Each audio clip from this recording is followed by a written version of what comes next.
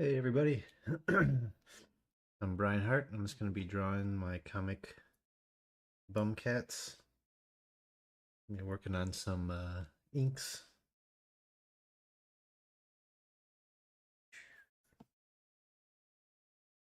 Figured I'd start off with this panel here because it's pretty loose, kind of an energetic drawing, so easy to get some quick warm-up kind of lines, I guess. Alrighty.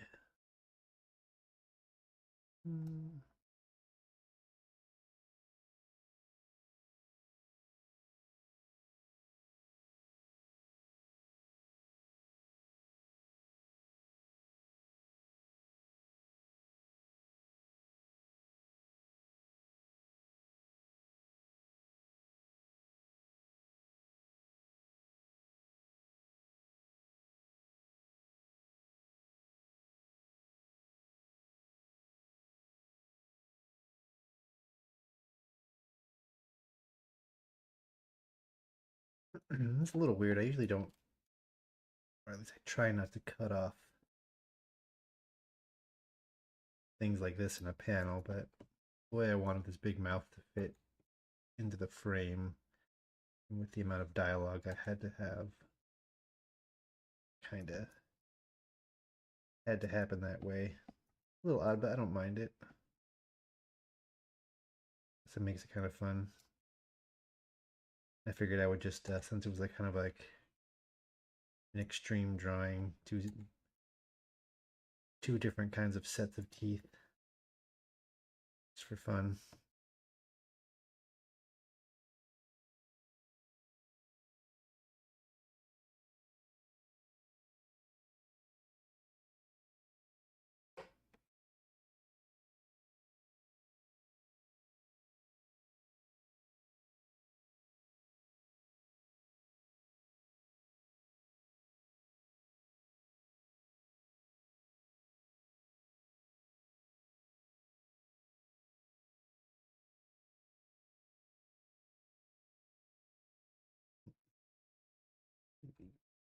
Thicken this line here a bit more. Oops.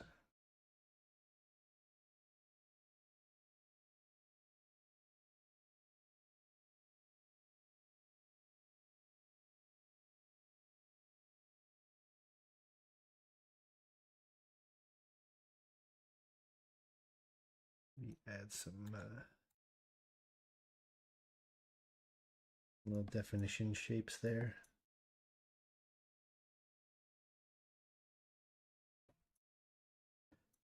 And I got this mouth bubble.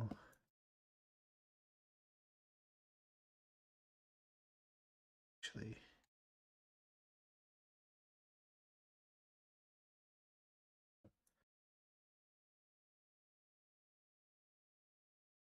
this character here is a ghost in the comic, so I'm having all of his speech bubbles drawn in a different way than the regular characters.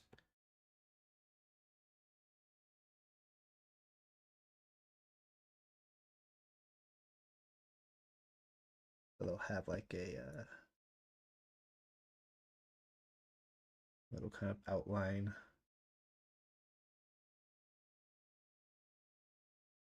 Actually, a thicker brush.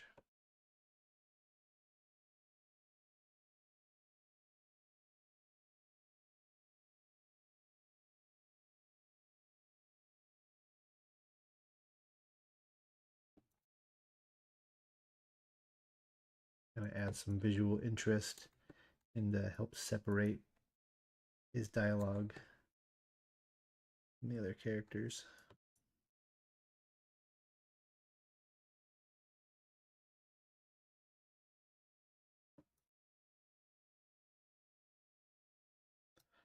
Yeah, it's always tricky getting this kind of starburst dialogue balloons to match up. I don't want to have like, these big curved ones and then when I come walk around, there's only room for like, too many there. Let's see. It's getting kind of crowded in there. I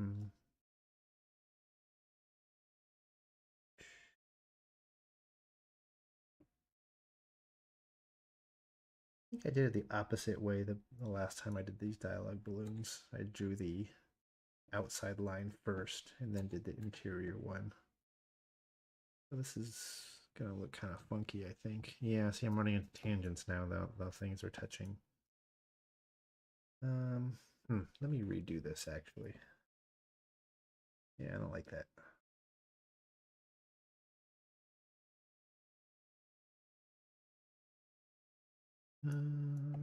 Yeah, start off with the big one. Yeah, that makes more sense.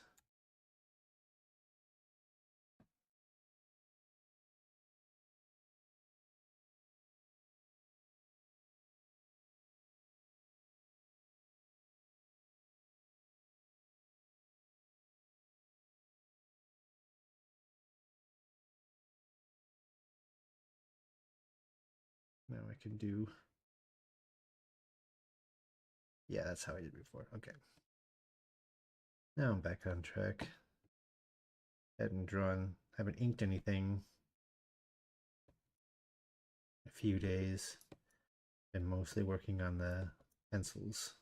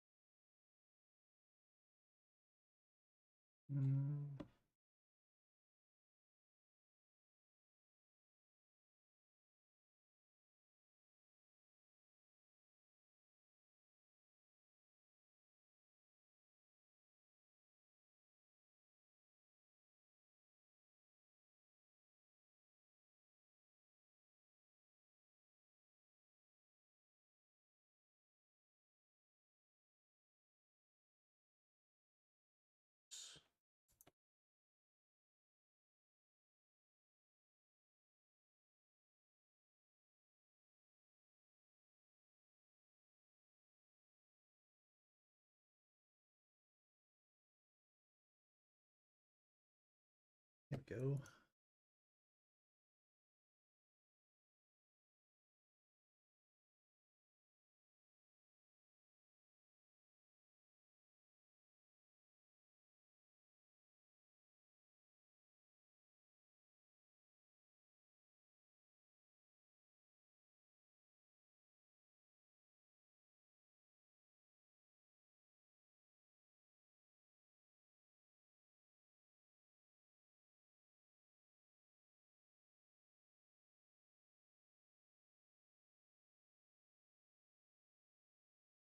Try to go pretty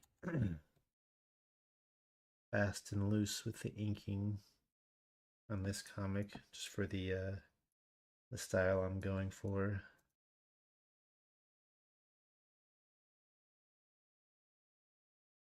Oops, not too much.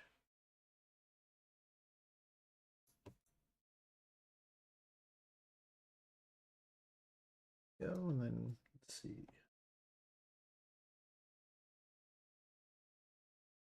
Black out these panel borders so that the balloon will shoot out over it.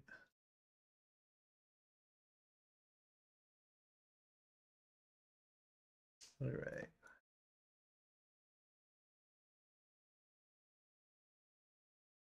I think because he's all flustered, I'll make the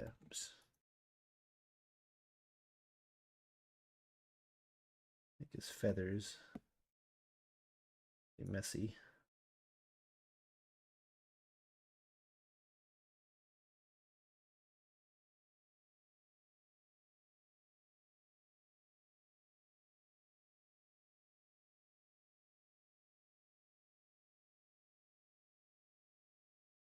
Right.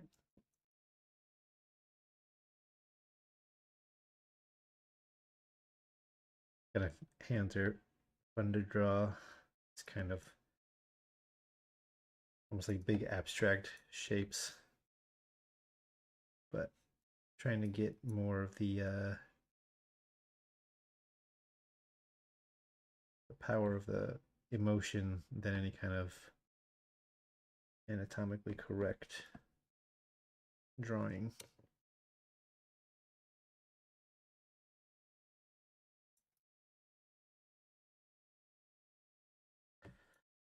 Since he's a ghost, he has little ghostly aura around him. Is a little bit more extreme because he's screaming. Oops.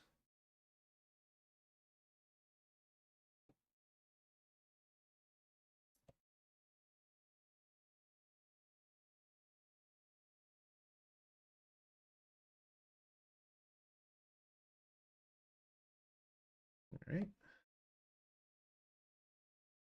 And his shouting is waking up Trip here.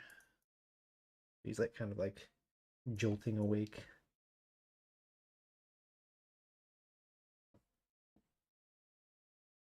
I think his eye's gonna overshoot the border.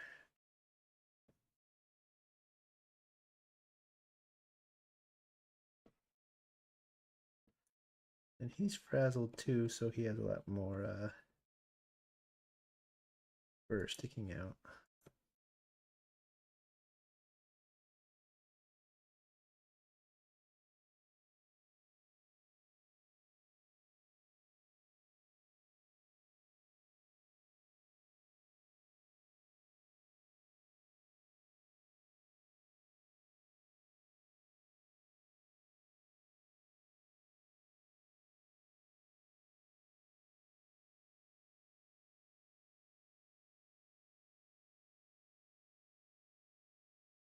Spit there.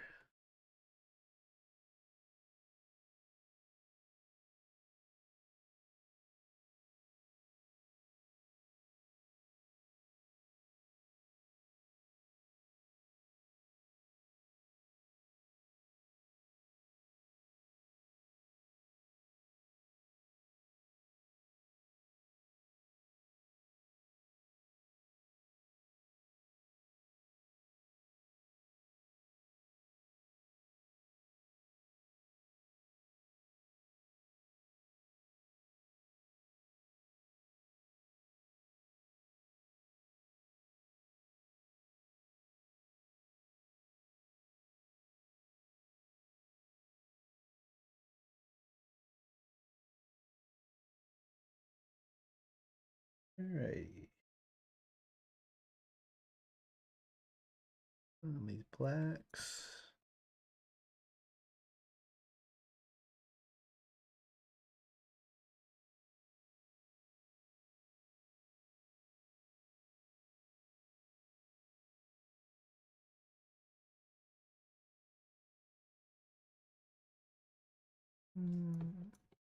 Maybe just erase that whole bit there.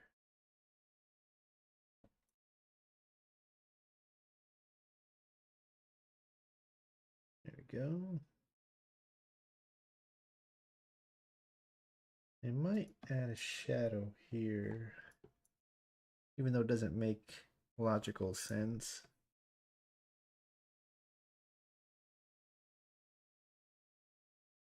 But it's kind of like as if the panel border, is kind of a shadow, or it's kind of an object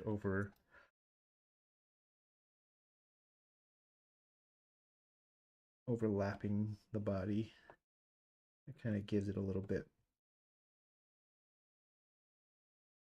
more dramatic feel to it, I guess.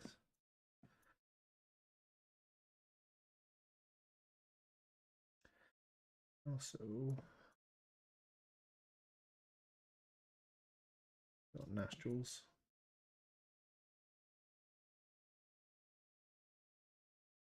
That's pretty good.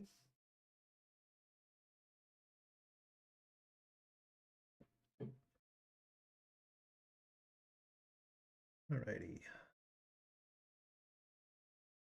That was a pretty easy panel to do. Now I'll do this one. I usually start with the even though I didn't do that in the last one as much, but I usually start with the speech bubbles because it's the thing that's going to overlap all of the image. And I like to try and avoid objects, touching them uncomfortably, like tangents and points ending. Like this is going to be a couch right here, so I wouldn't want the bubble to you know, that looks uncomfortable. So I had to make sure and overshoot the tail. So I just like to get the speech bubbles out of the way.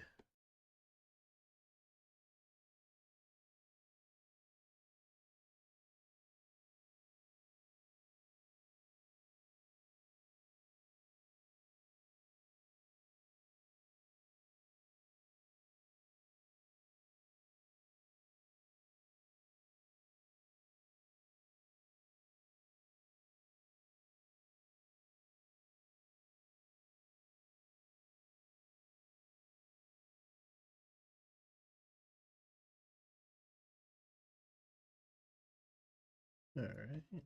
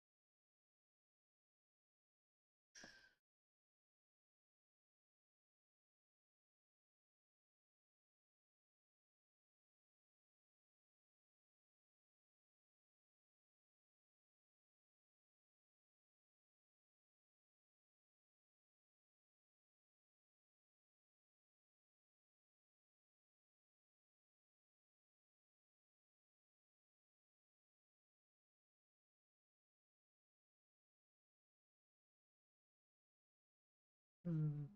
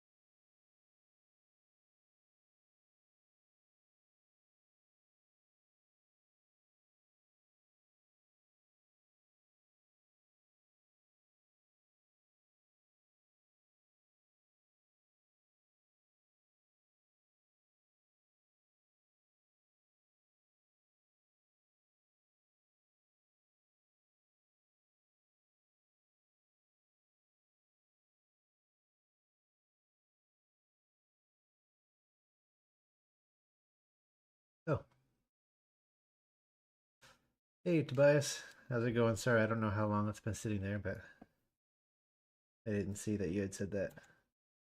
How's it going, man?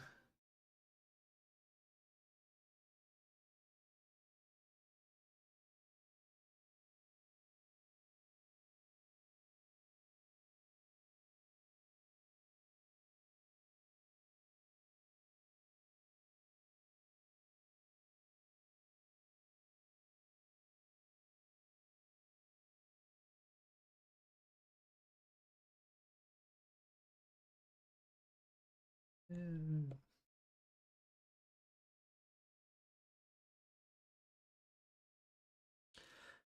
I'm doing pretty good. Doing some inking here. Been a little behind on the comic. That's always disheartening, you know. The more you get behind on a project, the more you feel like, I don't know, overwhelmed catching back up, even though I have no, like, you know, real deadline, I guess, but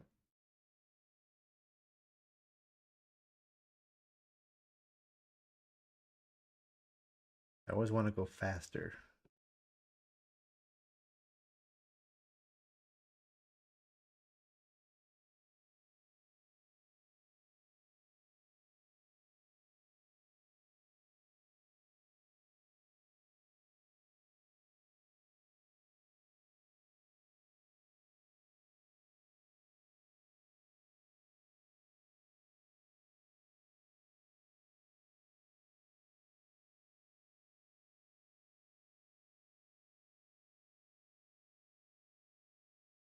Mm. Understandable. What kind of time frame do you give yourself for each issue? I mean, preferably since I release them every 3 months, I would like to be doing them every 3 months. You know, even less than that would be nice. Because I did a bunch of I did more than a few of the episodes or issues ahead of time before I started releasing. So now it's like I haven't been keeping that pace. So I'm like running up to like, eventually I'll be having to like either take a break from posting or posting it like as I'm making it up to the wire. So I'm not sure, but yeah, 3 months would be nice. I mean, I should technically not have an issue with that, but I don't know. Just things get in the way, and you get like unsure about something, and you kind of him and haw and not commit to something. But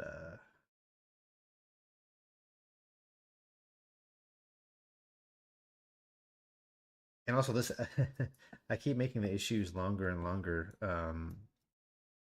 Like this one's gonna be, I think, 40 pages. They started out as 32 pages, and then one I made that hasn't released yet was 38, and this one's 40 or 42. So that's kind of affecting it too.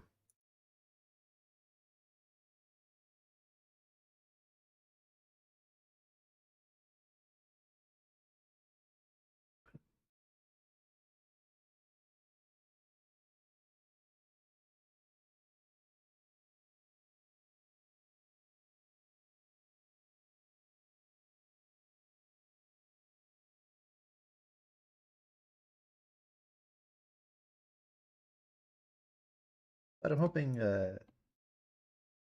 things will change a bit when my daughter starts going to kindergarten.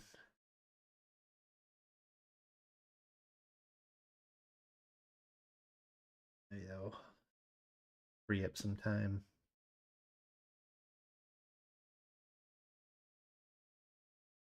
Can be tough trying to create when life stuff is going on and just keep positive you're producing. Yeah, I'm not getting too like negative about it because it's like it'll get done. I'll do it. But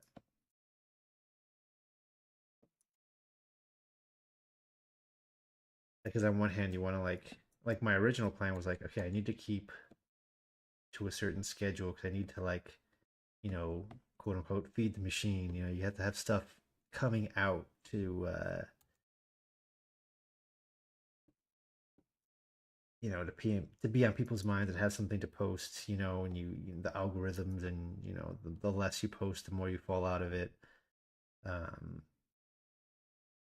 but you know, you can only do so much.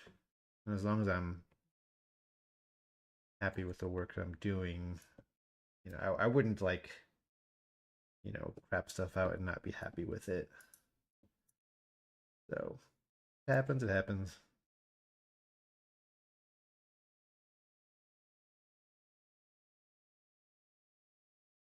But also doesn't make like too much of a difference because it's not like I have like any big following or anything, you know. Hasn't that hasn't happened, so I think it's okay to not always keep up to a certain schedule, I guess.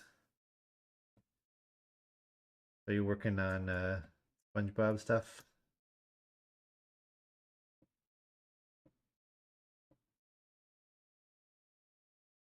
Mm.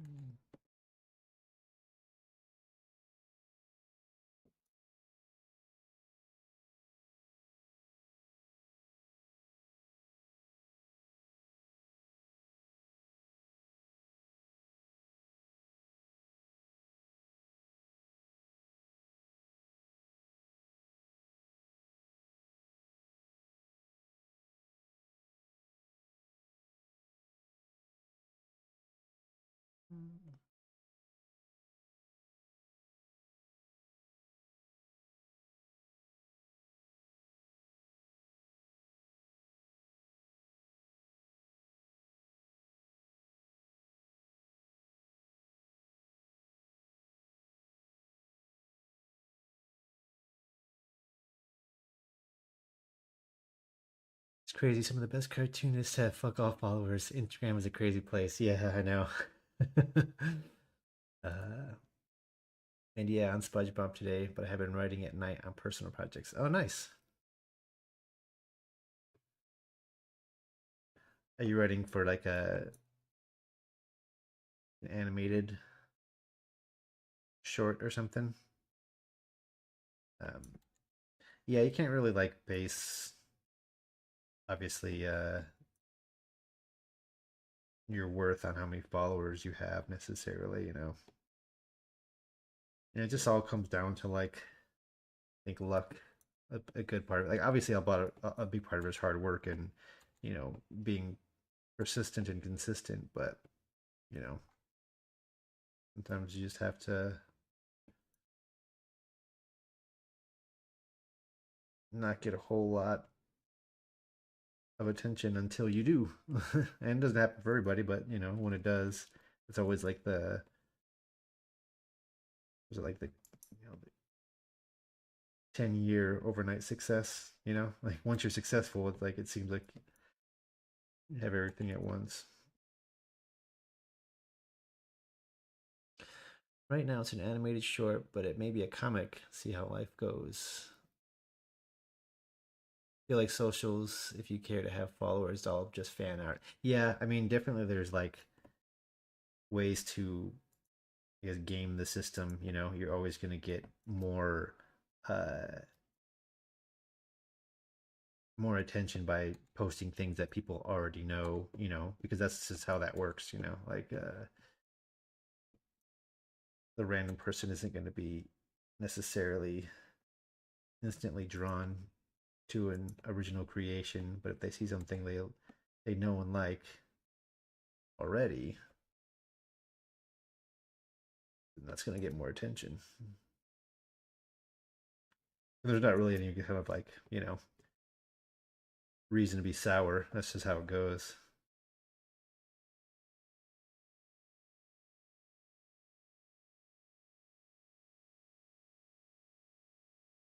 I always like aching it to like try telling like your aunt or something about your comic or animation that you're making and see how interested they are. And that's like the general populace, you know, it's just eyes glaze over. And then if you talk about something that they know, like, oh, yeah, I've seen that. I know that, you know.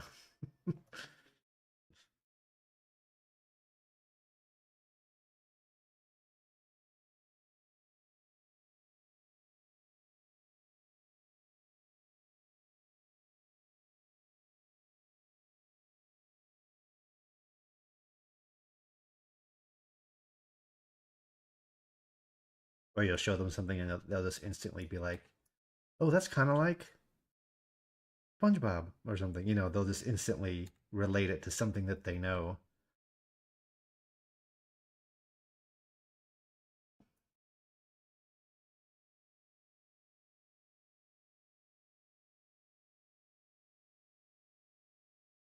Yeah, man, my family has no idea and really care for my cartooning adventures. Yeah. Like I remember like that, like being in college and studying animation and then wanting to talk about it to just like, you know, random, you know, friends or family members and they just like have no, you know, they're not living in that world, so they have no, they don't relate to it in the same way that you would.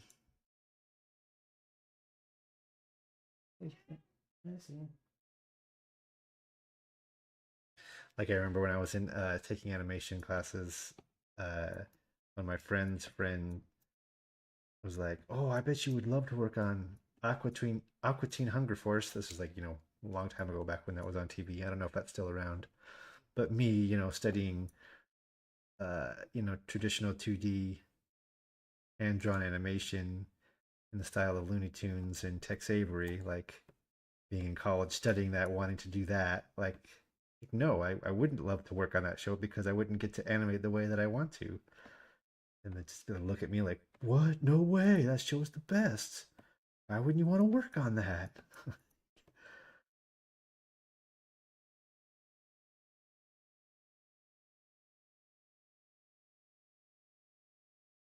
Nothing against the show. But if you're asking if me as an animator would want to work on that, then no. Actually, I need to do these more bumps. This is supposed to be popcorn nerd. There you go.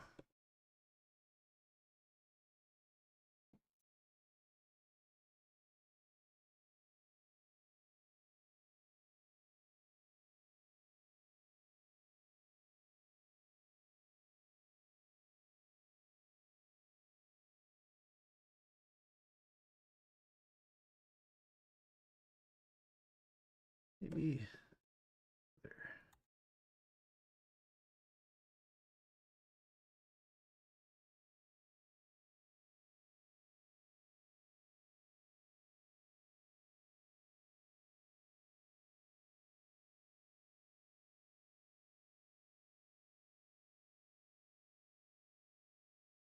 Yeah, I got a similar question about a current hit preschool show.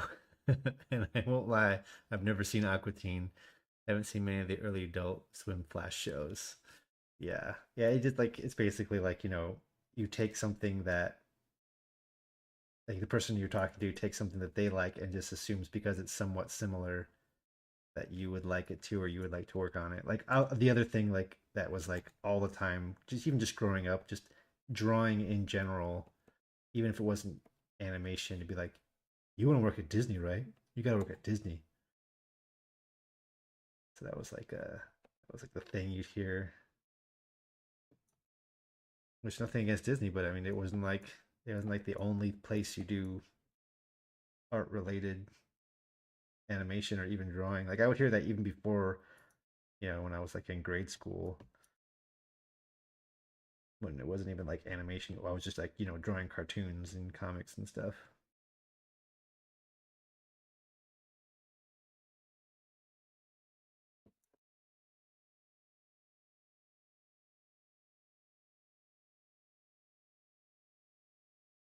They had a dumb, stupid comic that was like making fun of that idea. Like it was a picture of like my caricature drawing, and someone says, you want to work at Disney, right? And then like the next panel was like a mechanic working on a car, and like a bystander saying, hey, you want to work at Ford, right?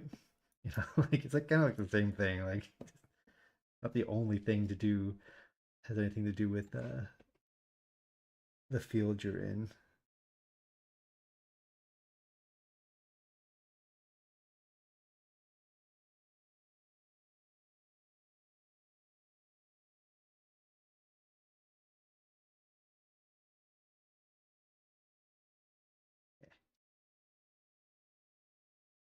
Which is wild. I only ever dreamed of working at Nick, never Disney.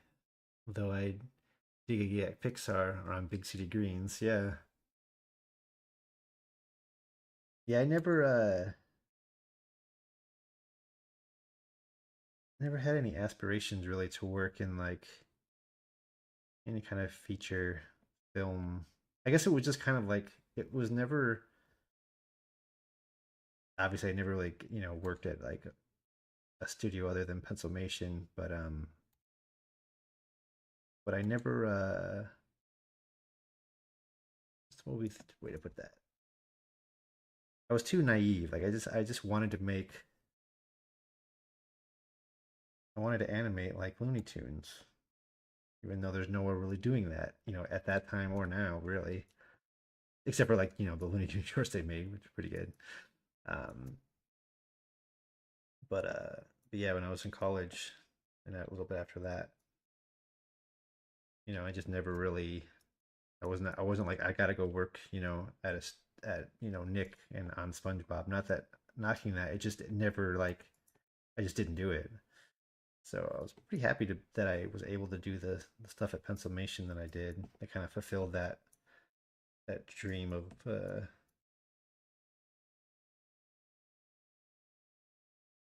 creating the cartoons that I wanted to make as close as I could.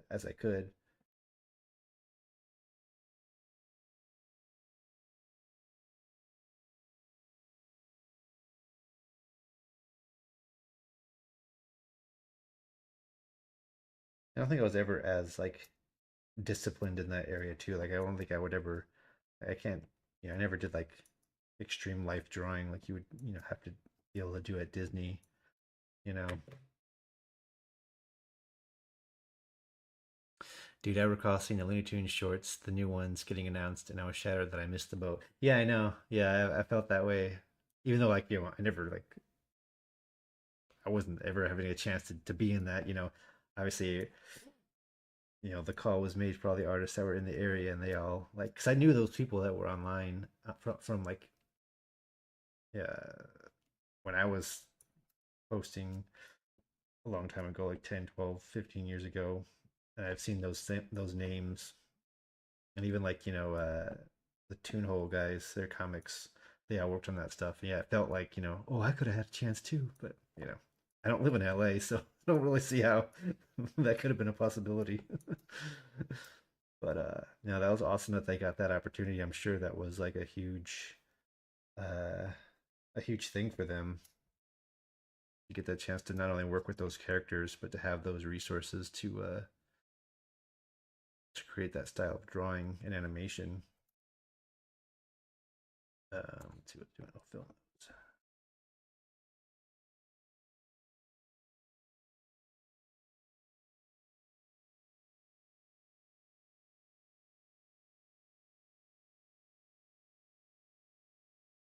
Yeah, I had that feeling also like with like the Ren and Stimpy reboot. Like even though I have no idea you know what the quality of the show is going to be, but I was like, oh, when I got let go at Pennsylvania, I applied for there. I was thinking like, that'd be I could do that, and then I didn't get any kind of callback. So, but that's how it goes. Oops.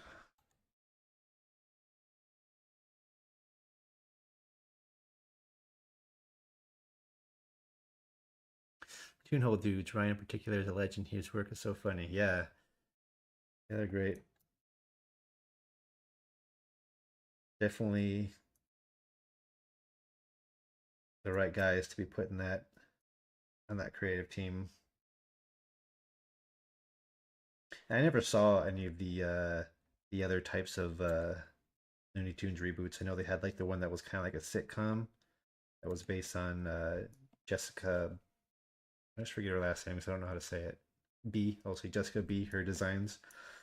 And I remember her seeing her stuff online too a long time ago. She had like this cartoon short where it was like these two rabbits or squirrels, and they had lollipops, and it was all flash animation, but it was like really like with her really cool designs.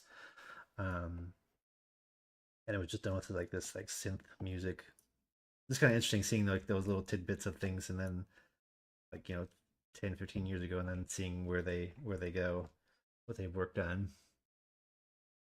You board the first Patrick Star episode I worked on. Opening that board was mind blowing. Cool.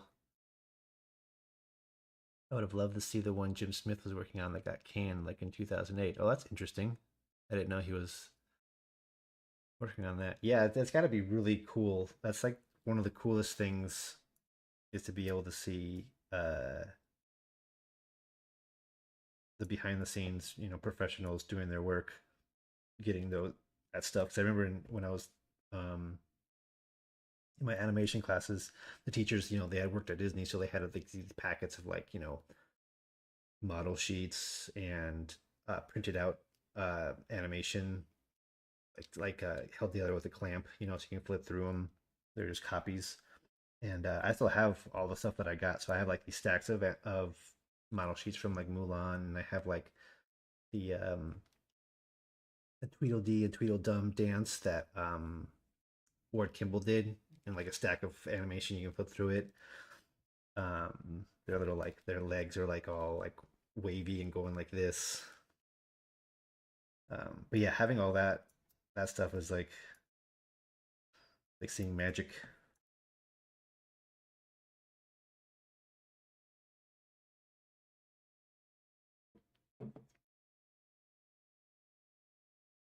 Alrighty, so that's pretty good. All right.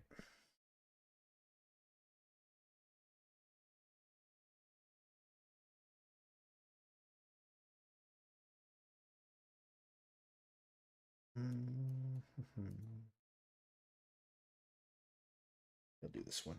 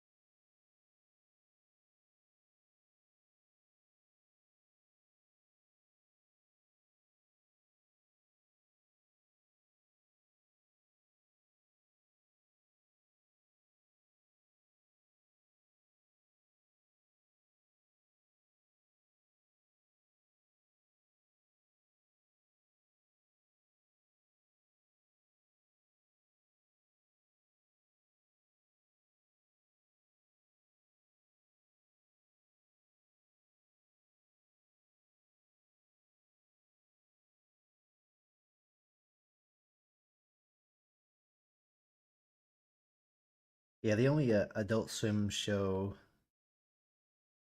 that I saw a lot of was the Venture Brothers show. My roommate at the time really liked that show. I mean, he watched all the Adult Swim ones, but I didn't really watch them as well. But yeah, the Venture Brothers, I thought that show was pretty good, pretty funny. Even though as a again trying to study classic animation,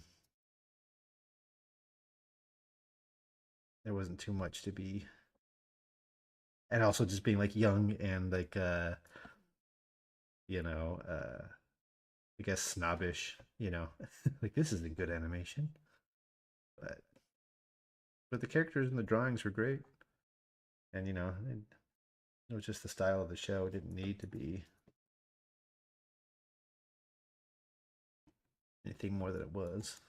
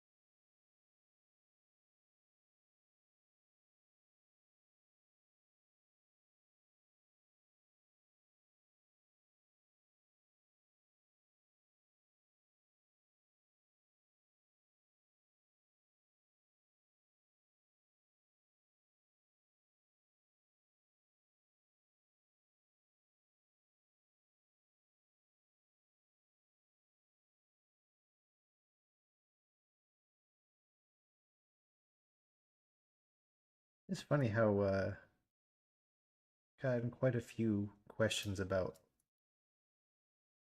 the ink line that I do. Uh, they like they ask for the brush type, you know, and they ask me if it's like if I do it manually, like the warbliness of it. I wouldn't have guessed that people would have like have zeroed into the line that much.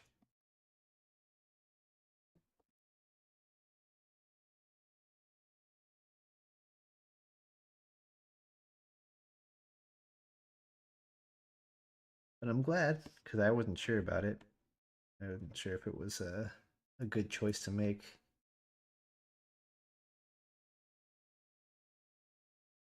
It's really fun drawing like this.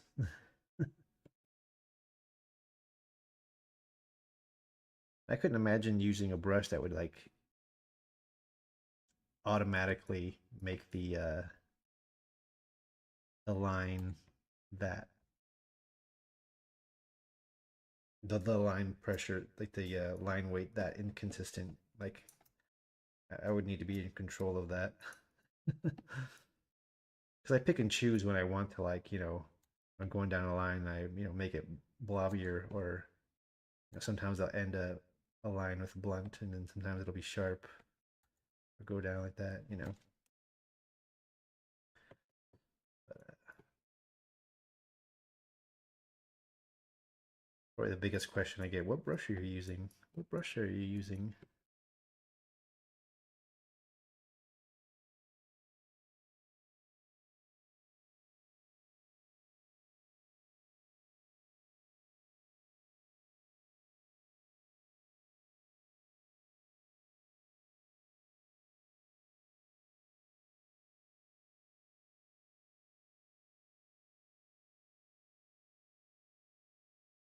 Oh, whoops.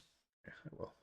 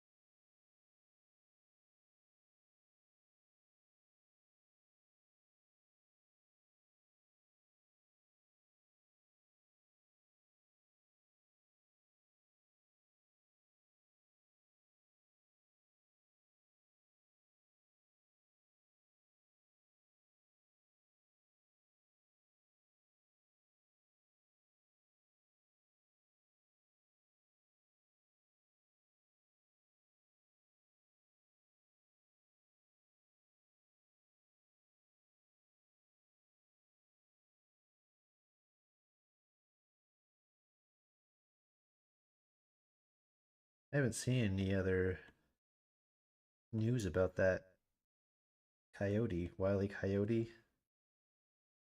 movie that was supposed to be deleted. I guess it got deleted. I know there were people trying to get it get it, released.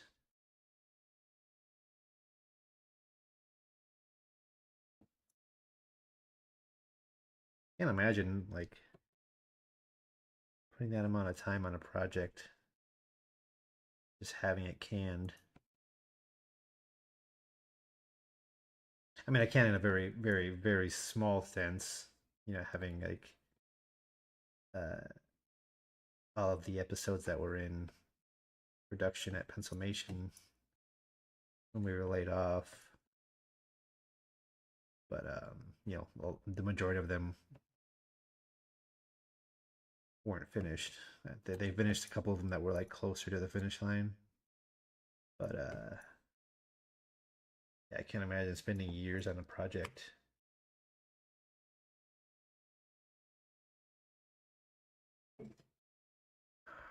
Just to have it never released. Supposed to be grass, so I need to do some grass.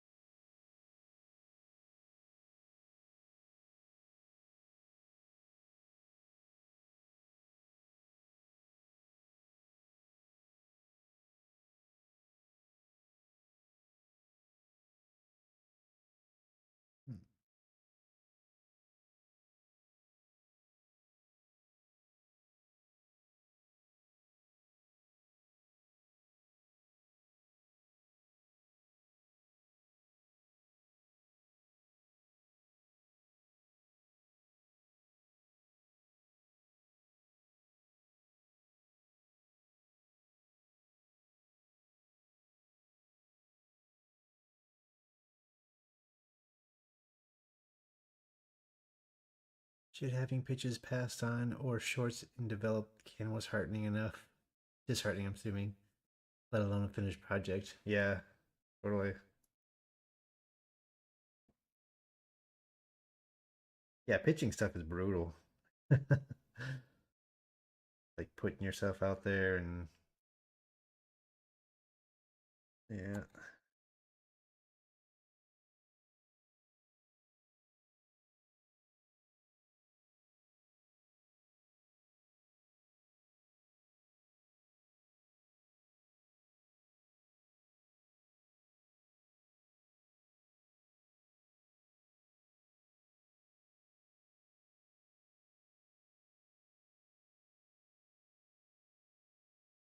Yeah, it is, man. Last 2 years was fucked with pitching and having the old heart shattered. Yeah.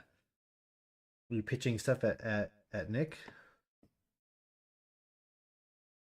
Yeah, I remember definitely gonna do that at consummation. Like the hardest part is like when you feel like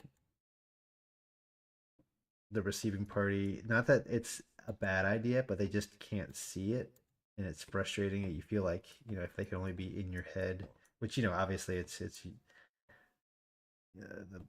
the pitchee's responsibility to get the idea across, but sometimes it's just like, no, I just let me do it. You'll see, it's gonna be good.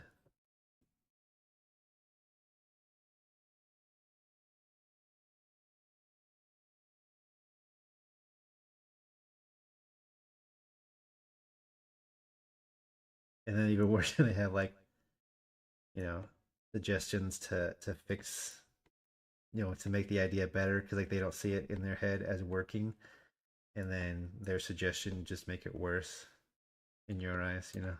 No, it'll work the way I want to do it.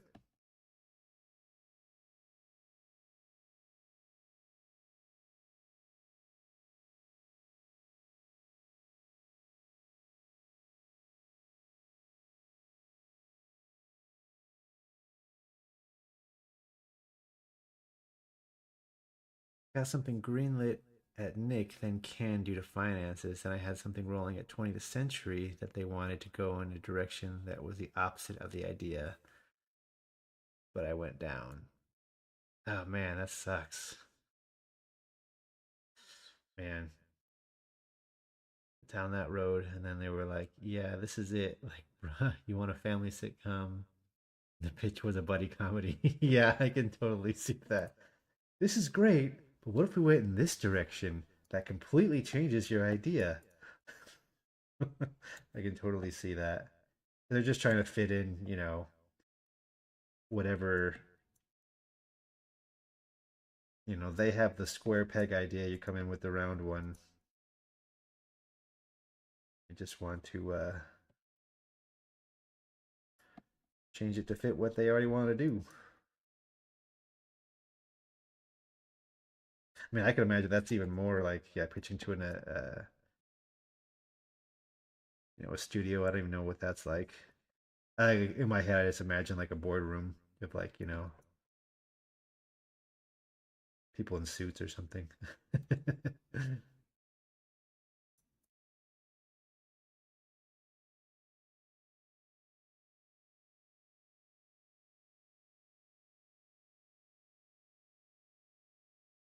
Actually,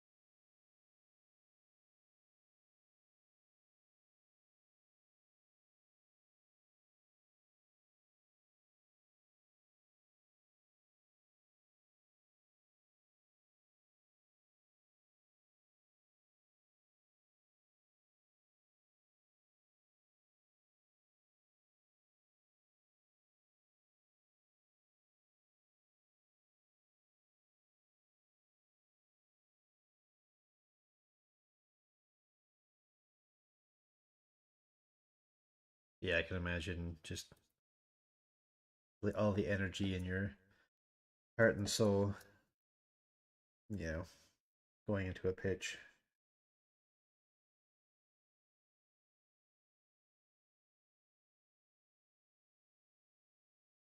Especially because like the creative energy and like the mindset you put yourself into, like you're putting yourself into a mindset of okay, I want to make this and I want to work on it for years, however long. So like like setting your mind up to be accepting of that idea. It's almost like you know planning how to spend your lottery money before you won it in a way. Get all excited.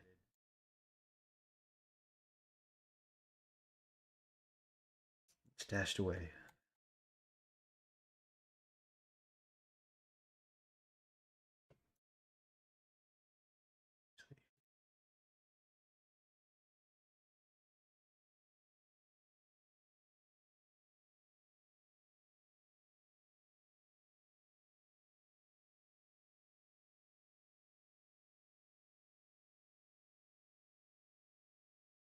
And not that saying like someone's being like overly confident, but like you have to put yourself in that mindset because like you have to you know believe that you can do it for a long period of time afterwards because it takes so damn much time to make these things.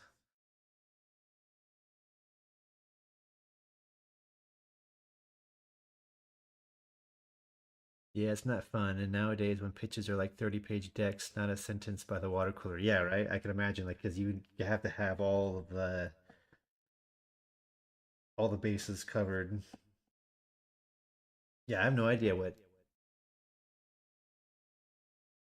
pitches look like now. I mean, because like, you can like look at like storyboards, how that's changed of how much is like I don't know how it is on SpongeBob, but I've seen others like you compare storyboards from the '90s when it was all on paper, and then what's expected of storyboard artists now. Would assume that pitches would be similar to where they expect a completed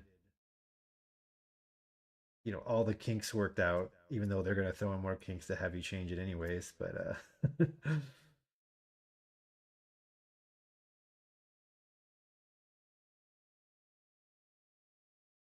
but I guess that's it's their money, I guess. It doesn't make it any less hard.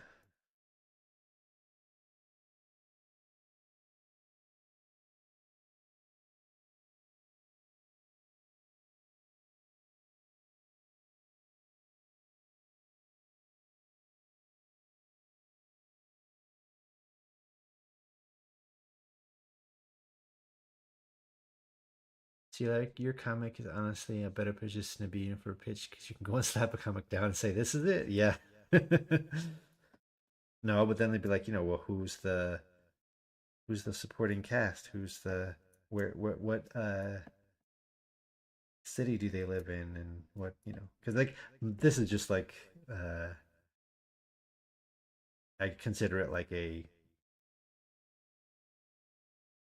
sort of like a like a Looney Tunes cartoon. Not really any specific city, even though I guess I did New York, but like Ren and Stimpy where they can be anywhere. I plan to do things like that later, kind of just drop them in any situation. But eh, the one I loved was who's the voice of reason. Yeah, as if you need to like yeah, because they want their archetypes and they're like need to have all of these things put in place so that you can properly make an episode. So you need this voice of reason and this comedic and this you know angry man. I don't know, but yeah, they want to have all the pieces in place, even though that's not how you know it's not the only way a creative project can be made.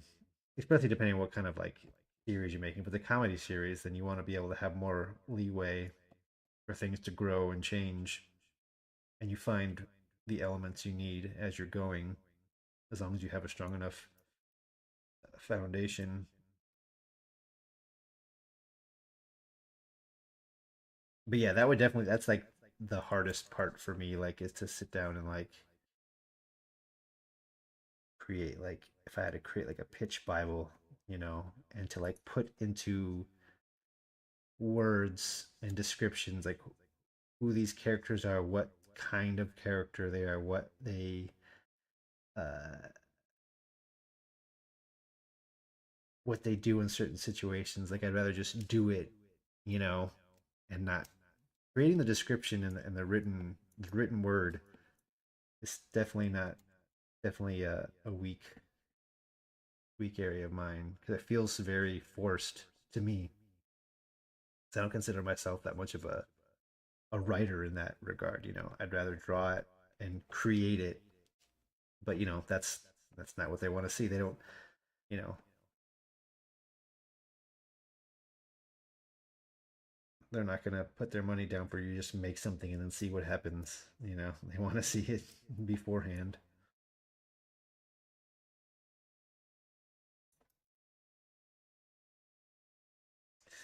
Alrighty, so this is a tree, so I get to do the little fun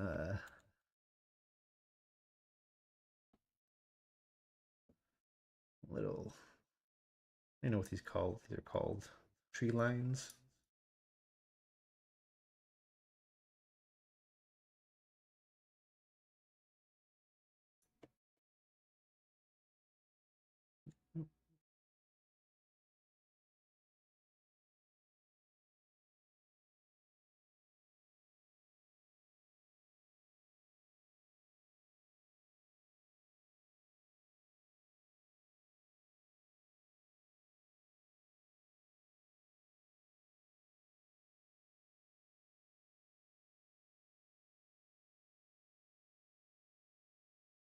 I definitely am impressed by writers who can do that. That's a. I'm not necessarily somebody who's gonna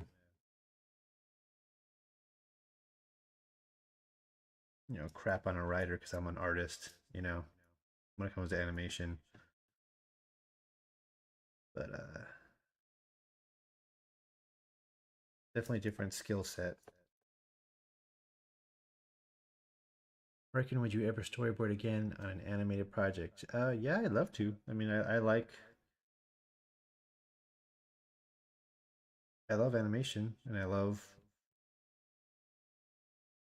the moving image and that whole and everything about it. So I would definitely like to, but I'm not really putting myself out there other than having a portfolio that's online. I haven't since my initial attempt to find work when I was first laid off. I haven't tried to find anything animated, animation related. But like I said before, I guess it would be fun, but it would be very hard to get what I got at Pencilmation. But I guess I just wouldn't be looking for that, that kind of control and ability to make the thing that I wanted to make. I think the hardest part of trying a cartoony, trying to pitch cartoony stuff is as visual. Writing it down is like 10% of an idea. Exactly. It's all in the what's the word? Where's the tip of my tongue?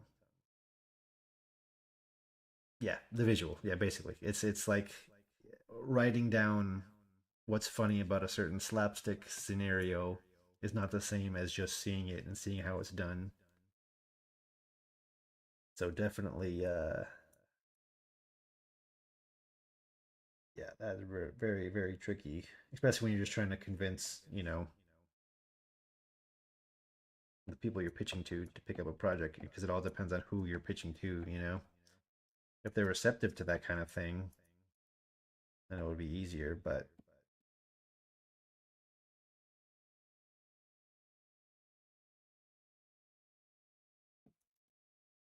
oh, actually, yeah, draw his other jacket.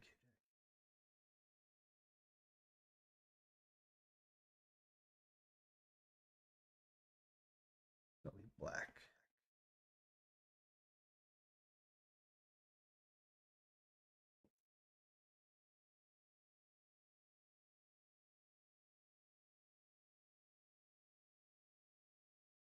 Hmm.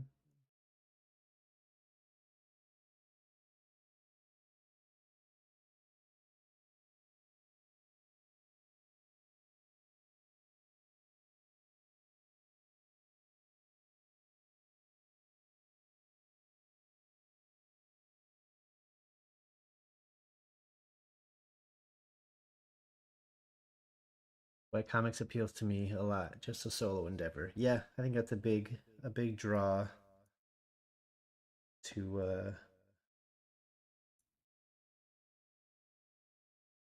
anyone who's looking to create their own kind of story or product. Definitely.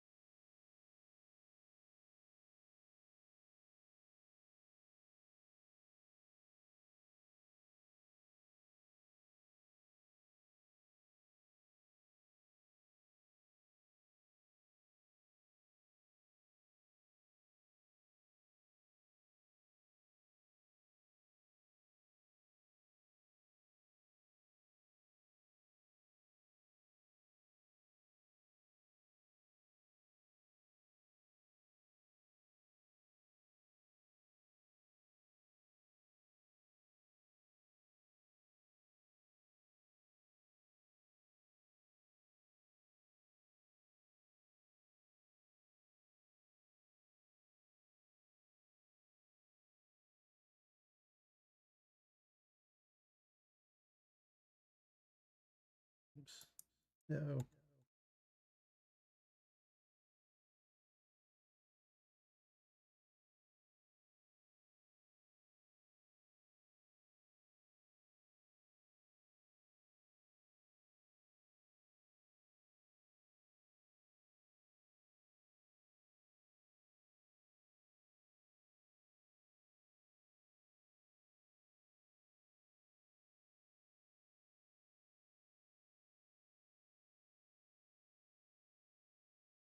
Yeah, it would have been awesome if there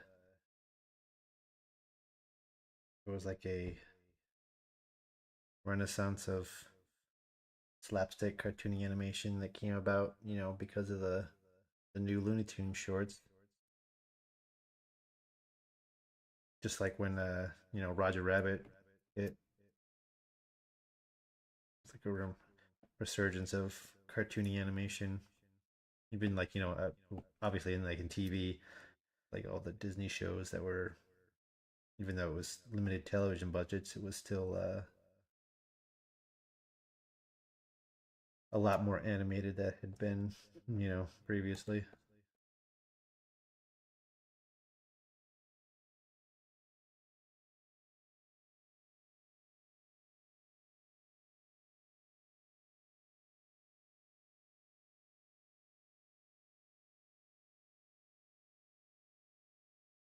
It's like every time I see like a Pixar movie and they have their cool 2D stylized credits at the end, I'm always like, I want to see a movie like that. I want to see a whole movie with an interesting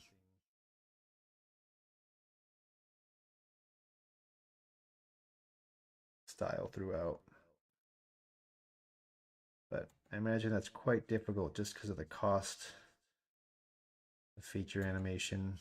You have to like be sure you're gonna make all that money back, and even risking doing something that's like, you know, I don't know. Yeah, like David Face, Hotel Transylvania credits. Yeah, I thought the animation in that Hotel Transylvania was great. I saw someone talking about it because they were saying that like there was an image of Luca, and they were showing how like they had to break the models. You know, they had to stretch like to get the like, um, to get that like cartoony, 2D kind of mouth thingy, or they were like, where there would be nothing there. And they had like they'd show the other side of the 3D model, and the face was all stretched.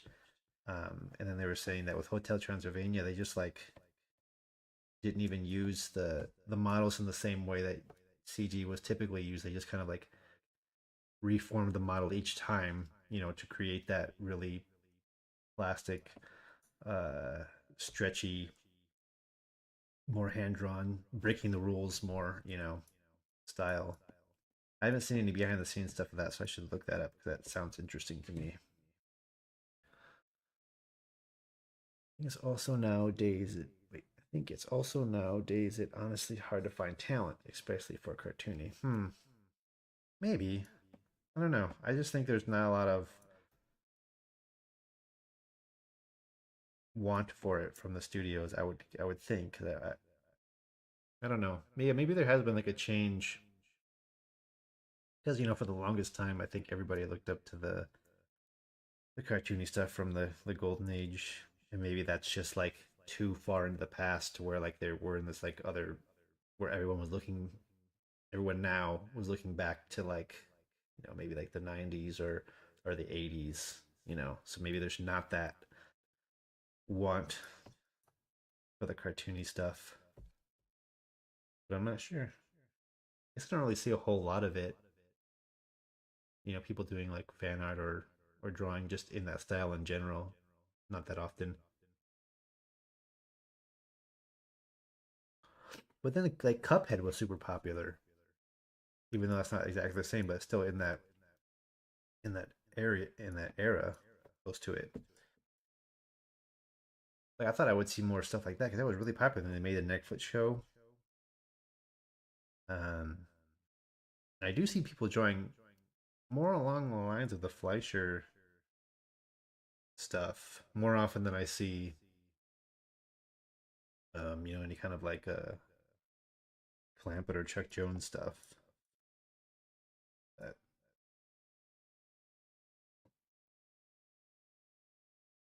okay.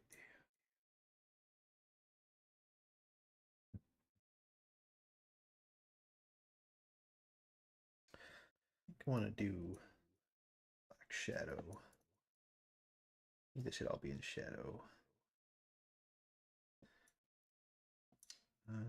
Well,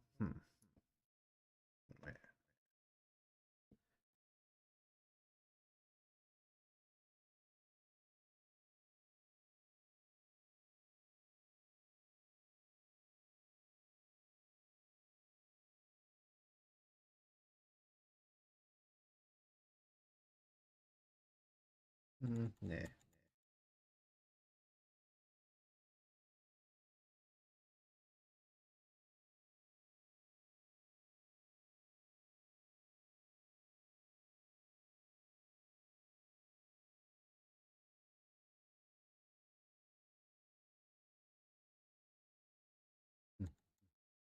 Yeah, I'll try something later.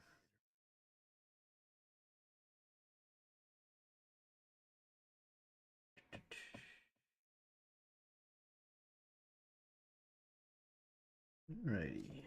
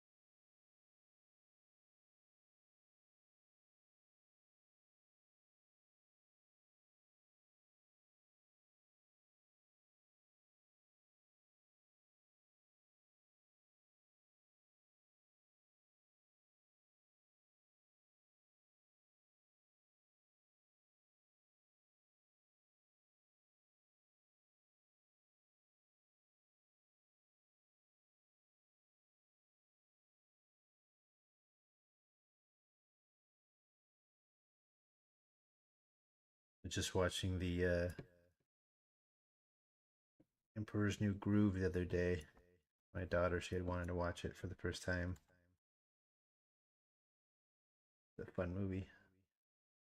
And now I'm realizing I think the squirrel kind of looks like that. That squirrel with the balloon.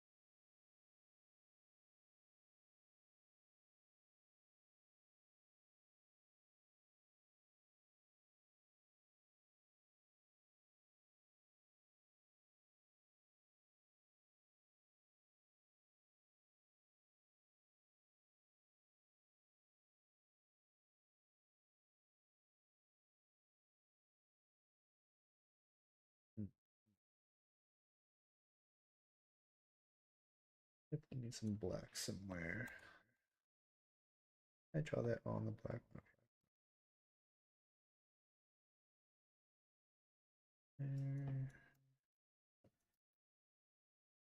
Maybe.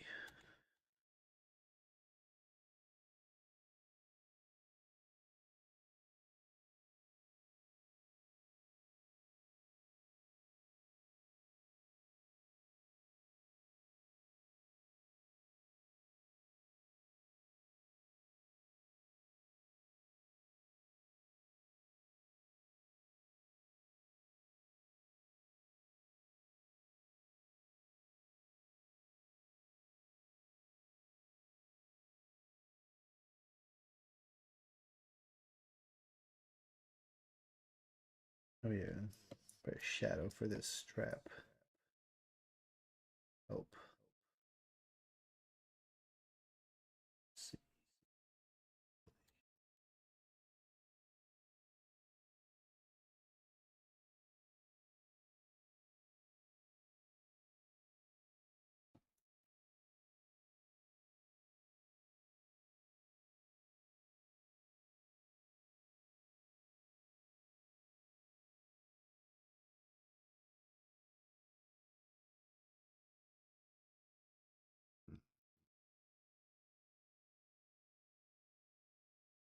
I don't know if I should.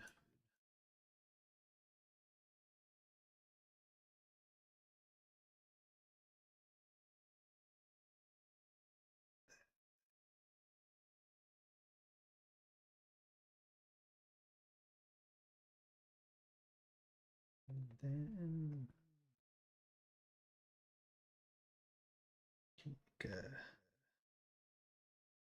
fade it out so it doesn't bluntly just.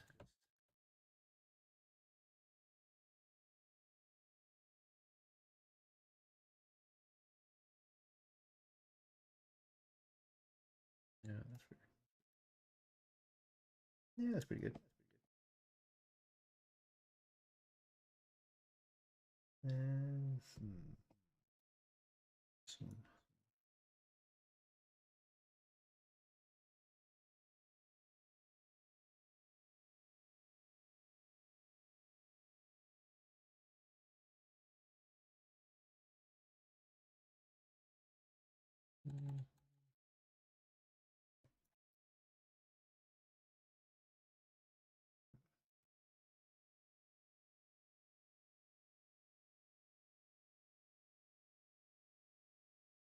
Kind of thinking maybe the strap would be better in black just because it would help the whole thing stand out more.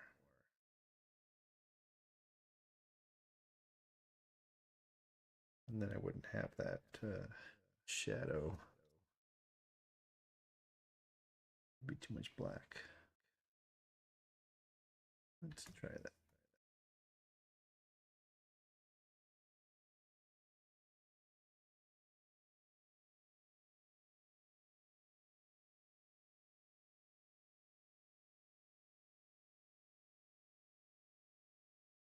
Yeah, I think that part looks better overall. So I really want it to like be the focal point. Maybe I'll just do that shadow in with a tone instead.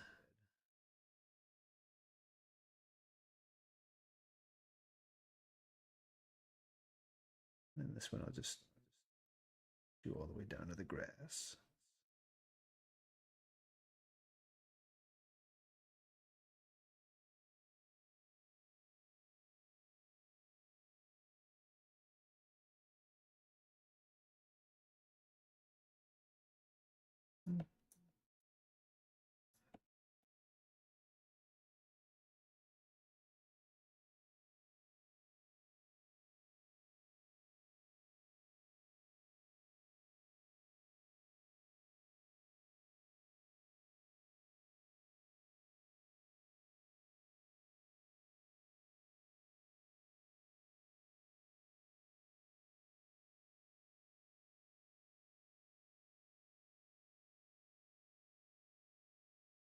Yeah, that's not that great.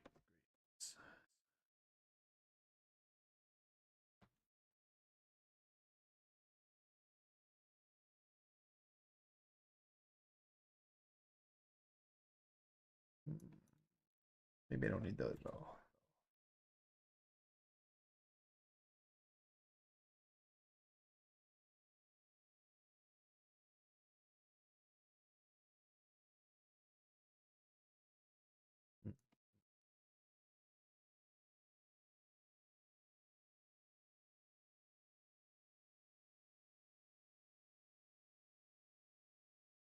Wonder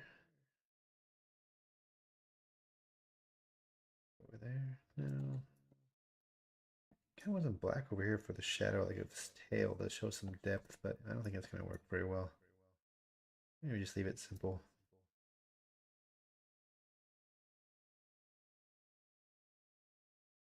Maybe put a little bit.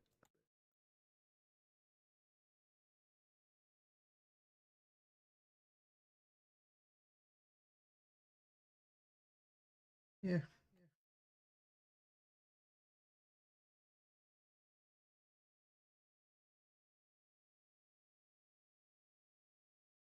Alrighty, so I think that's probably going to be it for tonight. I just wanted to do a short stream. I got some good inking done, I guess. And these ones.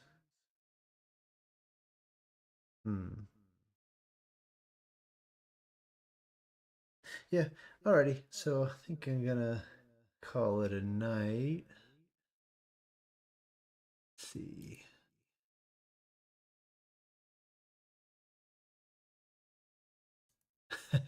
too, too easy, dude. Have a good one. Yeah. All right. Thanks, man. Thanks for coming by. I appreciate it. You have a good night too. All right. Bye.